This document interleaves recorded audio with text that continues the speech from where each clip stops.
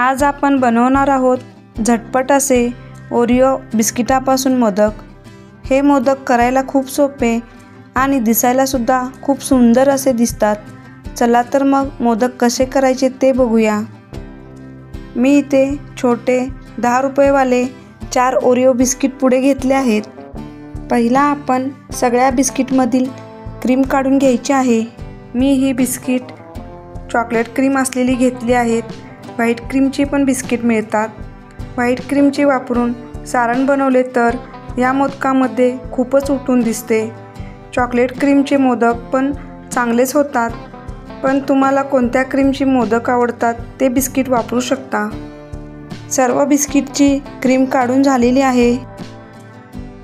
मिक्सरच्या भांड्यात क्रीम काढलेली बिस्किट घालून बारीक पावडर तयार करून घ्यायची आहे। तुम्ही पाहू शकता बारीक पावडर तयार झालेली आहे। आता हे एका बाउलमध्ये काढून घेऊया। अशाच पद्धतीने बाकीच्या बिस्किटांची सुद्धा पावडर करून घ्यायची। आता यामध्ये अगदी थोडं दूध घालून घट्ट मळून घ्यायचं। तुम्ही आई माझी सुगरण या चॅनलवर नवीन असाल तर चॅनलला न विसरता सबस्क्राईब करा।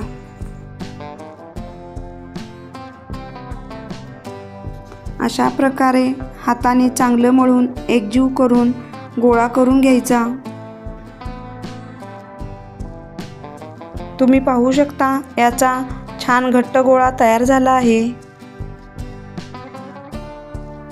आता काढून घेतलेल्या क्रीममध्ये ओल्या खोबऱ्याचा चव घालायचा।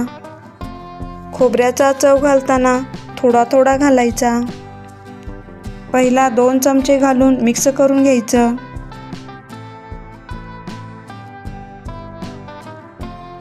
नंतर जसं क्रीममध्ये खोबऱ्याचा चव बसेल तितकंच थोडं घालून सारण तयार करून घ्यायचं। मी इथे 5 चमचे खोबऱ्याचा चव घातला आहे।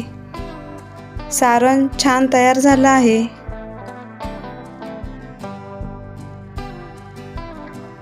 आता मोदकाच्या साच्याला आतून सर्व बाजूनी तूप लावून घ्यायचं।